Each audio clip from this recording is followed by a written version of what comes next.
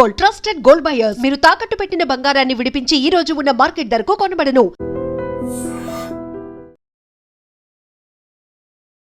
నమస్తే, welcome to I dream. నా పేరు వలి. లైవ్ లో జాయిన్ అయ్యారు రిటైర్డ్ ఆర్మీ ఆఫీసర్ వివి రావు గారు. సార్ తో మాట్లాడదాం. సార్ నమస్కారం.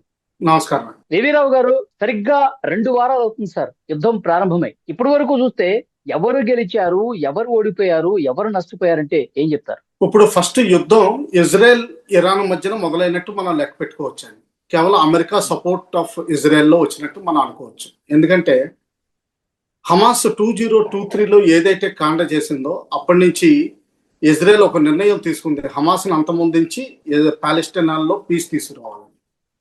ఆ ప్రయత్నంలోనే ఇప్పుడు ట్రంప్ గారి ఆధ్వర్యంలో వరల్డ్ పీస్ కమిటీ అని చెప్పి ఒకటి హమాస్ని డిసామ్ చేసి అక్కడ శాంతి తీసుకురావాలి, గజాని డెవలప్ చేయాలి అన్నట్టుగా ఒక ప్రస్తావన వచ్చింది. అది ఇంకా ఇంప్లిమెంట్ కాలేదు. దాదాపు $17 బిలియన్ కమిట్మెంట్ ఇవన్నీ వచ్చినాయి. అయితే అది సక్సెస్ఫుల్ అవ్వడానికి సరైన కంట్రీస్ అక్కడ ఏమీ లేవు. అందులో పాకిస్తాన్ ఒక మంచి ఫర్మిడబుల్ ఫోర్స్ ఉంది, కానీ పాకిస్తాన్ బహుశా పార్టిసిపేట్ చేస్తుందో లేదో కూడా డౌట్ఫుల్ పాలెస్టీనా గురించి.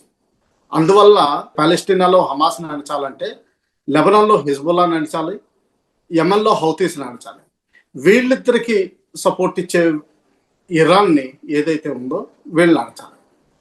అయితే ఇరాన్ మిడిల్ ఈస్ట్లో ఆధిపత్యానికి చాలా ప్రయత్నం చేస్తుంది. ఒక సైడు షియా దేశాలన్నిటికీ నాయకత్వం వహిస్తుంది, ఇంకో సైడు సున్నీలతోటి సౌదీ అరేబియా నాయకత్వంలో ఉన్న సున్నీస్ తోటి దెబ్బలాడుతుంది. పాకిస్తాన్ న్యూక్లియర్ పవర్ అనే కానీ ఎవరు పట్టించుకోవట్లేదు దాన్ని. ఎందుకంటే వీళ్ళందరినీ కచ్చా ముస్లిమ్స్ అంటారు, అరబిక్ ముస్లిమ్స్ వీళ్ళని పట్టించుకోరు. సో ఈ ఆధిపత్యం పోరుతో పాటు ఇజ్రాయెల్ని ఎలాగా ఒప్పించాలి పాలెస్టీనా దేశం కోసం అన్నది ఒక తీవ్ర ప్రయత్నం జరుగుతుంది. ఎవరు గెలిస్తే వాళ్ళు మిడిల్ ఈస్ట్కి నాయకులు అవుతారు. అయితే ఇరాన్ న్యూక్లియర్ 79 తర్వాత న్యూక్లియర్ టెక్నాలజీ కూడా డెవలప్ చేసుకోవాలని విపరీతంగా ప్రయత్నం చేస్తుంది. కొంతవరకు పాకిస్తాన్ నుంచి స్మగ్లింగ్ కూడా, టెక్నాలజీ ఇవన్నీ కూడా స్మగ్లింగ్ చేయడం జరిగింది. ఆ భాగంలోనే చాలాసార్లు అమెరికా హెచ్చరించి ఆంక్షలు విధించి ఎలాగలని జూన్లో జరిగిన ఆపరేషన్లో చాలా వరకు కంట్రోల్లోకి తీసుకొచ్చింది. అయితే హిజ్బుల్లాని హౌతీస్ని కంట్రోల్ చేయకుండా హమాస్ని కంట్రోల్ చేయడానికి ఇరాన్ నాశనం తప్పనిసరి.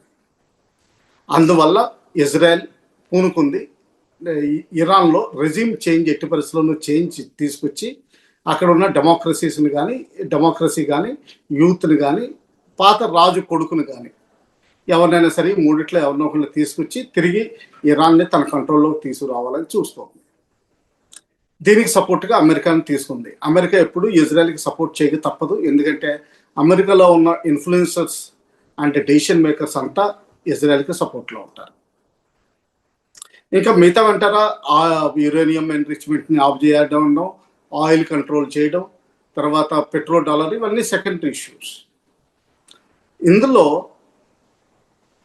చర్చలు జరుగుతానే సర్ప్రైజింగ్ అటాక్ చేశారు February 28. ఆ దశలో ఆయతల్లా చనిపోవడం జరిగింది. అంటే ఏంటంటే రెజిమ్ చేంజ్ చేయడానికి పాత లీడర్ని తీయడం అయితే జరిగింది. అయితే కొత్త లీడర్ మాత్రం ఆయతుల్లా కొడుకే ఇప్పుడు 8వ తారీఖున డిజిగ్నేట్ అయ్యారా, ఆయన బతుకున్నారో లేదో కూడా కొన్ని డౌట్స్ ఉన్నాయి. BBC పర్షియన్ ఛానల్ ప్రకారం అయితే ఆయన చనిపోయినట్టు కూడా లెక్క పెడుతుంది. రెండో నాయకుడు కూడా ఒక వదంతులు నడుస్తున్నాయి. ఇంజర్డ్ మాత్రం బహుశా అయినట్టు కనిపిస్తుంది, ఎందుకంటే ఆయన ఫిజికల్ ప్రెజెన్స్ ఇప్పటి వరకు కనిపించలేదు. కేవలం IRGC ద్వారా ఇచ్చిన స్టేట్మెంటే నిన్న బయటకు వచ్చింది. అది ఫ్రైడే ప్రేయర్స్, ఈవినింగ్ ప్రేయర్స్ ముందు వచ్చింది. ఏదో ప్రతీకారం తీర్చుకుంటామని చెప్పి ఈ రోజు పేపర్లు మొత్తం కూడా అది వదిలేయండి. ప్రతీకారం తీర్చుకుంటామంటే ఏంటంటే అది హైలైట్ చేస్తున్నారు ఆ ఇష్యూని. చిన్నపిల్లలు చనిపోవడం బాధాకరమే. కాకపోతే నన్ను అడిగితే ఏంటంటే ఇది వార్ టైంలో కొలెటరల్ డ్యామేజ్ తప్పనిసరి.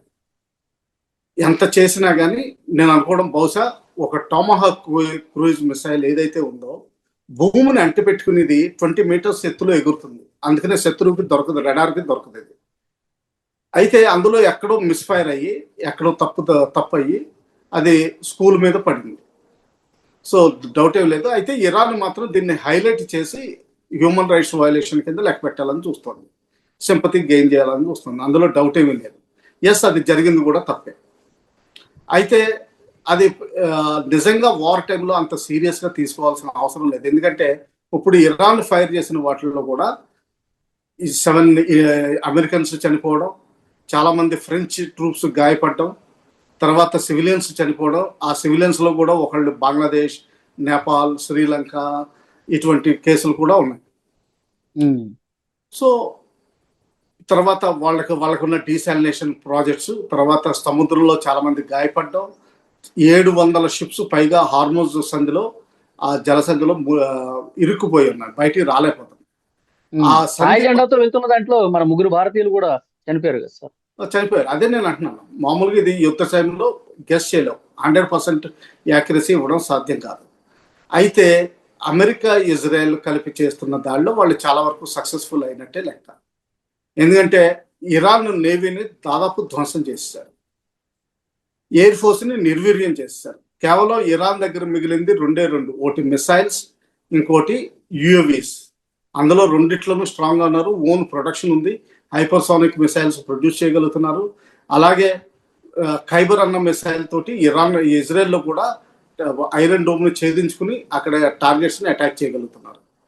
అయితే ఆ మిసైల్స్ మాత్రం వాళ్ళ దగ్గర చాలా తక్కువ నెంబర్స్ లో ఉన్నాయి, ఎక్కువ ప్రొడ్యూస్ చేయడానికి ప్రయత్నం చేస్తున్నారు.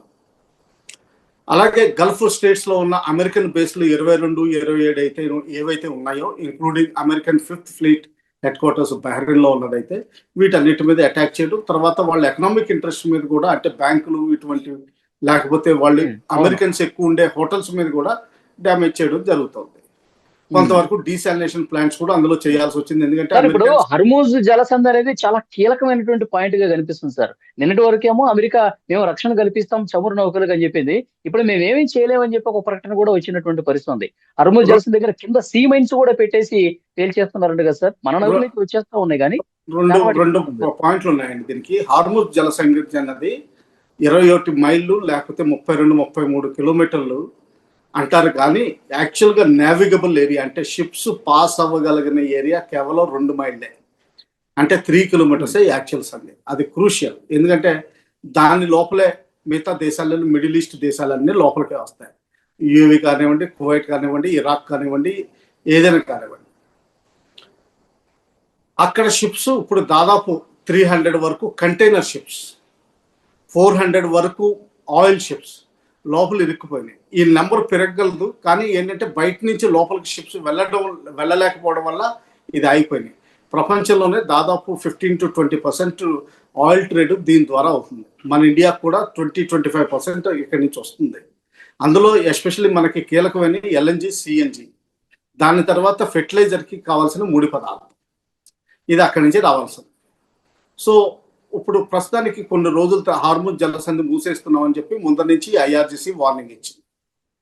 అది ఫిజికల్ గా బ్లాక్ చేయలేదు. ఫిజికల్ గా బ్లాక్ చేయాలంటే దానికి ఇరాన్కి ఉన్న నేవీని అక్కడ నిలబెట్టాలి, జలగాంతరాముల్ని అండర్ వాటర్ పెట్టాలి. ఇది మాత్రం చేయలేదు, కేవలం వార్నింగ్ ఇచ్చి వదిలేస్తుంది. ఇందులో 2-3 షిప్స్ ఏదో దొంగతనంగా బయటికి రావాలని చూస్తే వాటి మీద ఫైర్ చేసి డ్యామేజ్ చేయడం జరిగింది, ఇంక్లూడింగ్ మన థాయ్ రిజిస్ట్రేషన్ ఉన్న షిప్పింగ్. ఇప్పుడు దాదాపు 17 బోట్లని మొన్న యుఎస్ఏ డిస్ట్రాయ్ చేసింది ఆ ఏరియాలో, మైన్స్ ఏవైతే డిస్ట్రిబ్యూట్ చేస్తుంది. ఈ మైన్స్ ఫ్రీ ఫ్లోటింగ్ మైన్స్ ఎక్కువ వాడినట్టు మనం అనుకోవచ్చు. ఫ్రీ ఫ్లోటింగ్ మైన్స్ అంటే చాలా పెద్ద ఒక water tank, 500 ml 500 litre water tank ఎంత ఉంటుందో అంతటి రౌండ్ బాల్ కింద ఇమాజిన్ చేసుకోవచ్చు. దానికి స్పైక్స్ ఉంటాయి ముళ్ళ కింద, ఆ ముళ్ళు తగిలంగా, అవన్నీ సెన్సర్స్, ఆ ముళ్ళు ఏదైనా షిప్కి తగలంగానే, మెటలిక్ పోర్షన్కి తగలంగానే అది పేలిపోతుంది. దాని తర్వాత కమర్షియల్ షిప్స్ అయితే విపరీతంగా దెబ్బతింటే, మిలిటరీ గ్రేడ్ షిప్స్ అయితే స్పెషల్ ఎల్లాయి వాడతారు కాబట్టి కొంతవరకు తట్టుకుంటాయి. తర్వాత అందులో డబల్ లేయర్స్ వాడటం, తర్వాత కౌంటర్ ఫ్లడ్డింగ్ మెజర్స్ ఇవన్నీ ఎక్కువ తీసుకుంటారు కాబట్టి దాన్ని రిపేర్ చేసి మళ్ళీ తిరిగి ప్రయాణంలోకి పెట్టే అవకాశాలు చాలా ఉన్నాయి. కానీ దాన్ని రిపేర్ తప్పచ్చు. ఇప్పుడు 10-15 మైన్స్ దాదాపు వాళ్ళు సక్సెస్ఫుల్గా వదిలేసినట్లే. ఈ మైన్స్ లో చాలా రకాలు ఉంటాయి. కొన్ని ఇన్ఫ్లుయెన్స్ మైన్స్ ఉంటాయి, ఏంటంటే కేవలం ఆ షిప్ దగ్గరగా వచ్చినప్పుడే పేలేది. తర్వాత భూమిలో సముద్ర మట్టంలో పాతేసిన మైన్స్, అవి పైకి వస్తాయి, షిప్ పైన వెళ్తుంటాయి. ఇటువంటి రకరకాలు ఉన్నాయి. మిగతా వాటిల్లో అయితే అవి ఇంకా నిర్వీర్యం చేయడం ఇంకా చాలా కష్టం. కానీ ఫ్రీ ఫ్లోటింగ్ లో ఏమవుతుందంటే, ఒకసారి ఇది ఈ సముద్రంలో తేలుకుంటా ఎక్కడికైనా చేరుకోవచ్చు, ఆఖరికి ఇండియా కూడా రావచ్చు. తేలుకుంటూ 2-3 నెలల తర్వాత ఇటు కూడా వచ్చే అవకాశాలు ఉంటాయి. ఇందులో చాలా విపరీతమైన డేంజర్ ఉందన్నమాట, ఎక్కడ మెటల్ పోర్షన్ చేరినా. అందుకని చెప్పి తర్వాత ఏంటంటే నిన్న మొన్న ఇరాన్ చాలా భయపెడుతుంది. వాళ్ళ దగ్గర మిడ్గేట్ సబ్మెరీన్స్ అని చెప్పి చిన్న సబ్మెరీన్స్ ఉంది. అందులో ఒకళ్ళు ఇద్దరు పైలట్స్ ఉంటారు తప్ప కానీ ఇంకెవరు క్రూ ఉండదు. దాన్ని ఆత్మాహుతి దాడికి తయారు చేసి వాటిని వదిలేసే అవకాశాలు చాలా ఉన్నాయి. ఓకే, చైనా అంటే సీ డ్రోన్స్ లాగా పనిచేస్తాయి. డ్రోన్స్ అంటే ఇప్పుడు డ్రోన్స్ అంటే ఏంటంటే బేసికలీ అన్మ్యాన్, సొంతంగా వెళ్లే విమానం కావచ్చు, హై ఆల్టిట్యూడ్ లాంగ్ ఎండ్యూరెన్స్ కావచ్చు, medium altitude long endurance, medium endurance, short endurance, చాలా రకాలు ఉంటాయి. అలాగే అండర్ వాటర్ అంటే మొత్తం నీటిలోనే వెళ్లే విధంగా కూడా అండర్ వాటర్ డ్రోన్స్ ఉంది. యుక్రెయిన్ అటువంటి అండర్ డ్రోన్స్ వాడే రష్యా కట్టిన బ్రిడ్జ్ ని 2 సార్లు కూల్చేసింది, క్రిమియాకి కట్టిన బ్రిడ్జ్. అదొకటి. అలాగే కొన్ని డైవర్స్ ఉంటాయి, అంటే ఏంటంటే అందులో మనుషులు ప్రయాణం చేసి స్క్యూబా డైవింగ్ చేసినట్టు అందులో బ్యాథోస్పియర్ అంటారు. ఆ బ్యాథోస్పియర్ ప్రయాణం చేసి వాళ్ళు ఫిజికల్ గా ప్లాన్ చేసి రావచ్చు. అలాగే CM-302 అని చెప్పి ఎక్స్పోర్ట్ వర్జన్ ఒక మిసైల్ ఉందండి చైనా దగ్గర. వాళ్ళ దగ్గర ఒక యాంటీ షిప్ మిసైల్ అన్నది చాలా పవర్ఫుల్ గా తయారు చేసాము. హైపర్సానిక్ స్పీడ్ తోటి వెళ్ళి ఎటువంటి షిప్ నైనా సరే మేము డ్యామేజ్ చేయగలం, 200 kgs ఎక్స్ప్లోజివ్ తీసుకెళ్ళదని చెప్తున్నారు. అయితే ఇరాన్కి వాళ్ళు ఇప్పటి వరకు ఇవ్వలేదు. 2 కారణాలు అయ్యి ఉండొచ్చు.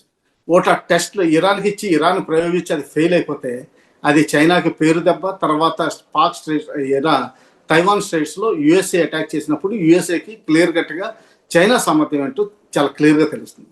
అందులో ఏదైనా దొరికింది అంటే USA వాళ్ళు దాన్ని డిసెక్ట్ చేసి దాని కెపాసిటీస్ ఏంటి అన్నది దాని ఇన్ఫర్మేషన్ తెలుసుకుంటారు. అందువల్ల బౌస్ ఇవ్వట్లేదు. రెండోది ఏంటంటే బ్యాలెన్స్ డిస్టర్బ్ చేయరు. ఈ పెద్ద దేశాలన్నీ చెప్పి సపోర్ట్ ఇచ్చినా కానీ, ఇరాన్కి సపోర్ట్ ఇచ్చినా కానీ, అమెరికా తోటి సత్సంబంధాలు లేకపోయినా కానీ ఇరాన్కి ఫుల్ సపోర్ట్ ఎప్పుడు ఇవ్వదు. కేవలం అంటే బతకడానికి ఉండే అంత వరకు సపోర్ట్ ఇస్తుంది. సో ఆ విధంగా CM-302 ఇప్పటికే ఈ 2 వారాలు ఆపిన దానికే కొంత ఆ ఎఫెక్ట్ కనిపిస్తుంది సార్. చమురు కటకట అనేది కనిపిస్తుంది. మన దేశం వరకు వచ్చింది. మన గ్యాస్ గోడౌన్ దగ్గర పబ్లిక్ అంతా గుమిగూడినటువంటి పరిస్థితి. వస్తుందా రాదా గ్యాస్ ఏంటని. ఇది ఇంకా కంటిన్యూ అయితే ఏంటి సార్ సిచ్యువేషన్? ఇప్పుడు మన పాతకాలంలో చదివేవాళ్ళు, రఘునాథ్ మందిర్లో 14 రోజులు వరుసగా వాన కురుస్తుంటే ఆఖరికి అక్కడి రాజు తన ఇంటి దూలాలను తీసుకుని నిప్పంటించి వంట చేయించడం మొదలుపెట్టాడు. సో ఇటువంటి పరిస్థితులు వస్తూనే ఉంటాయి. మన హ్యూమన్ బీయింగ్స్ ఎంత సాఫ్ట్గా అలవాటు పడిపోయామంటే ఏది ఇంకా కష్టాలు రాకుండా. ఇప్పుడు అక్కడ ఏదో మనకి ఎక్స్టర్నల్ ఫ్యాక్టర్ అండి, అది అంటే మన కంట్రోల్లో లేదు. అది వచ్చినప్పుడు కొన్ని కష్టాలను తట్టుకోవాల్సి ఉంటుంది. కాకపోతే ఏంటంటే మన సైడ్ కూడా ఏముంది, ఇక్కడ LPG CNGని వీటిని బ్లాక్లో చేసి ఎలాగోలో అమ్ముకోవాలని, లేకపోతే స్టవ్లో అమ్ముకోవాలని చాలా మందికి ఉంటుంది. ఏది లేకపోతే మీడియా కూడా ఉంది, ఏదోటి చెప్పేసి పబ్లిసిటీ తీసుకుందాం, TRP. అందుకనే సెంట్రల్ గవర్నమెంట్ TRP రేటింగ్స్ లేకుండా 2 నెలలు లేకుండా చేసింది. సో చాలా మంది ఏంటంటే తెలుగులో ఎస్పెషల్లీ వార్తా ఛానల్స్, పుట్టగొడుగుల్లో వచ్చిన డిజిటల్ ఛానల్స్ చూస్తే కొంతమంది న్యూక్లియర్ బ్లాస్ట్లు చేశారు, న్యూక్లియర్ ఎస్టాబ్లిష్మెంట్ చేశారు, ఫ్యూజన్ బాంబులకు కూడా వెళ్ళిపోయారు, శాటిలైట్ ఇమేజరీకి వెళ్ళలేదు, శాటిలైట్ బాంబ్స్కి వెళ్ళలేదు, ఇంకా అదొకటే మిగిలిపోయారు. సో ఆ విధంగా చూస్తే ఏంటంటే ఇది రూమర్స్ తగ్గించాలి. మన దేశానికి కొంత ప్రాబ్లం ఉంటుంది. కాకపోతే ఏంటంటే మనకి వెనుజులా నుంచి, రష్యా నుంచి ఆయిల్ విపరీతంగా వచ్చే అవకాశాలు కూడా ఉంటుంది. ఎస్, రూట్ కొంచెం ఈ సూయజ్ కెనాల్లో హౌతీస్ ఇప్పటి వరకు యాక్ట్ చేయలేదు. రెడ్ సీని క్లోజ్ చేసి సూయజ్ కెనాల్ ని క్లోజ్ చేసినా కానీ మనం కేప్ ఆఫ్ గుడ్ హోప్ ద్వారా ఆఫ్రికా చుట్టూరు తిరిగి రావచ్చు. కొంత సమయం ఎక్కువ పడుతుంది, ఒక 7 రోజులు 8 రోజులు ఎక్కువ పట్టే అవకాశాలు కనిపిస్తుంది. సో అంతకంటే ఇంకా నాకేమనిపించట్లేదు. మన ఇండియాలో స్ట్రాటజిక్ రిజర్వ్స్ పుష్కలంగానే ఉన్నాయి. ప్లేసులు చెప్పకూడదు కానీ మామూలుగా మనం ఎక్కడ అండర్ వాటర్ కూడా స్ట్రాటజిక్ రిజర్వ్స్ పెట్టుకుని ఉన్నాం. అలాగే రాజస్థాన్ లో కూడా అండర్ గ్రౌండ్ చాలా వరకు పెట్టుకున్నాం. సో మనకి 30-45 రోజులు గొడవ లేదు. ప్లస్ మనకి ఇంటర్నల్ ప్రొడక్షన్ కూడా ఉంది. అది ర్యాంప్ అప్ చేస్తే 25% వరకు మనం తట్టుకోగలుగుతాం. కొంతవరకు CNG LPGకి కొంచెం ప్రాబ్లమ్స్ ఉన్నాయి. మినిస్టర్ పూరి గారు చెప్పారు, ఆల్రెడీ ర్యాంప్ అప్ చేస్తున్నాం. అలాగే కొన్ని షిప్స్ ని వదలడం ద్వారా, డిప్లొమసీ ద్వారా మనం షిప్స్ తెచ్చుకోవడం జరుగుతుంది. ఇది వేరే దేశాల నుంచి కూడా తెచ్చుకోవచ్చు. సో ఇటువంటి పరిస్థితులు ఉంటాయి. మనకి కొలెటరల్ డ్యామేజ్ వీళ్ళే కాదు, మనకి ప్రవాస భారతీయులు మిడిల్ ఈస్ట్ లో దాదాపు 1 కోటి మంది ఉన్నట్టు అంచనా, ఇంక్లూడింగ్ ఫ్యామిలీస్. వీళ్ళందరూ బ్లూ కలర్ వర్కర్స్. అంటే ఈ రోజు ఉద్యోగం ఉంటే వాళ్ళకి డొక్కాడుతుంది, లేకపోతే వాళ్ళకి కష్టం. మనకి విదేశీ మారక ద్రవ్యం కూడా వాళ్ళు చాలా వరకు సంపాదించి పెడతారు. సో విదేశీ మారక ద్రవ్యం మనకి రిజర్వ్స్ తగ్గే అవకాశాలు ఉన్నాయి. దాదాపు ఇప్పుడు $650 బిలియన్ ఉన్నాయి మన దగ్గర. అవన్నీ తగ్గే అవకాశాలు కనిపిస్తున్నాయి. ఎందుకంటే ఎక్స్పోర్ట్ లేనప్పుడు మనకి ఇంపోర్ట్సే కావాలి. సో ఇది తగ్గుతుంది. తర్వాత ప్రవాస భారతీయులు వెనక్కి తీసుకునే హామీ ఇస్తున్నారు ప్రధానమంత్రి. సో ఒకవేళ సీరియస్ విషమం అయితే మాత్రం వీళ్ళందరినీ వెనక్కి తీసుకురావడం జరుగుతుంది. ఇవన్నీ కొంతవరకు ఒడుకుదొడుకులు మనం తట్టుకునే పరిస్థితిలో ఉండాలండి. నిండుకుండ తొనకదా అంటారు. నిండుకుండ అంటే ఏంటంటే యాక్చువల్గా మనం ఫుల్గా కాన్ఫిడెన్స్ ఆత్మవిశ్వాసంతో ఉన్నప్పుడు మనకేమీ కాదు. ఈ అపోజిషన్ లాగా మామూలుగా వీధుల్లోకి వెళ్ళిపోయి ఇది చేసాము అని చెప్తుంటే, ఇది చెయ్యాలి అది చెయ్యాలి అని చెప్తుంటే అది మంచిది కాదు. ఓకే సార్, ఇప్పుడు ఈ యుద్ధం ఇప్పట్లో ఆగేలా అయితే కనిపించట్లేదు. ఈయన ముస్తఫా ఖమేనీ కూడా మరి ఆయన మీరు ఒకటి ఉందండి, ఉన్నాడా లేడా? ఇప్పుడు ఇరాన్ కూడా తీవ్రంగా దెబ్బతింది. వాళ్ళకి తెలుసును ఇంకొక 5 ఏళ్ళు ఆగితే రీకన్స్ట్రక్షన్ చేసుకోవచ్చు. తర్వాత ప్లాన్స్ ఎలా ఉంటాయో తర్వాత చూద్దాం. తర్వాత ప్రపంచ పరిస్థితి ఎలా ఉంటుందో తర్వాత చూద్దాం. అందుకని వాళ్ళు చర్చలకు తయారుగానే ఉన్నారు. ఒమాన్ అంత డిమాండ్స్ పెడుతున్నారు కదా సార్, కొన్ని కండిషన్స్ పెడతా ఉన్నారు కదా, మాకు నష్టపరిహారం ఇవ్వాలి. కండిషన్స్ లేకుండా ఏ దేశం ఒప్పుకుంటుంది చెప్పండి? ఏదో ట్రంప్ ఏదో కండిషన్స్ ఇప్పుడు అమెరికా ఒప్పుకునే పరిస్థితి ఉందా అని. అమెరికా కూడా ఏమైందంటే 4 ఏళ్ళు ఈ యుక్రెయిన్ లో వార్ నడిచింది. వాళ్ళకున్న రిజర్వ్స్ మిసైల్స్ అన్ని చాలా సంవత్సరాల నుంచి ప్రొడక్షన్ ఆగిపోయింది. ఆ ప్రొడక్షన్ ఆగిపోవడం వల్ల ఉన్న రిజర్వ్స్ అన్ని ఫినిష్ అయిపోతున్నాయి. అందువల్లే సౌత్ కొరియాలో డిప్లాయ్మెంట్ అయిన కొన్ని మిసైల్స్ మిడిల్ ఈస్ట్ కి మారుస్తున్నారు. సౌత్ చైనా సీలో ఉండే ఎయిర్ క్రాఫ్ట్ క్యారియర్ తీసుకొచ్చి మిడిల్ ఈస్ట్ లో డిప్లాయ్ చేశారు. అక్కడ ఈరోజు చైనా తైవాన్ ని అటాక్ చేసి తీసుకోవాలని చూస్తే అక్కడ ఏమీ లేదు. ఇప్పుడు ఇక్కడి నుంచి మళ్ళీ తిరిగి కదల్చడానికి 2 నెలలు పడుతుంది. ఆ 2 నెలల్లో మొత్తం చైనా కాంక్రీట్ అయిపోతుంది అక్కడ. సో ఇవన్నీ తీసుకుని నిర్ణయం తీసుకుంటున్నారు వాళ్ళకున్న ఇంటెలిజెన్స్ ఇన్పుట్స్. వీటిల్లో ఇటువంటి జరుగుతూనే ఉంటాయండి ఇంటర్నేషనల్ గా. సో అందువల్ల ఏంటంటే మనం ఏమైనా ఆలోచించాలంటే అమెరికా కూడా యుద్ధం తగ్గించాలనే ఉంది. ఎందుకంటే అమెరికన్ ప్రెసిడెంట్ కూడా ముందర 5 వారాలు అన్నారు, ఇప్పుడు తొందరగానే సమస్య పోతుంది అంటున్నారు.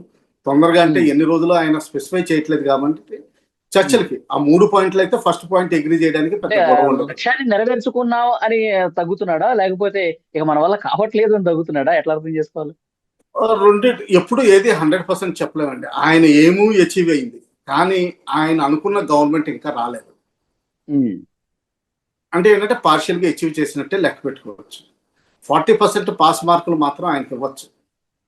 60% ఫస్ట్ క్లాస్ ఇవ్వలేము, కానీ 40% పాస్ మార్కులు. ఆయన 80% అనుకున్నాడు యుద్ధం స్టార్ట్ చేయకముందు. అది అందరూ అనుకుంటారండి. ఒకసారి ఏంటంటే ఒకటి గమనించాలండి, ఈ వెస్టర్న్ పవర్స్ అన్ని మన ఇండియా, పర్షియా ఇటువంటి ఓల్డ్ సివిలైజేషన్స్ ని అండర్ ఎస్టిమేట్ చేస్తాయి.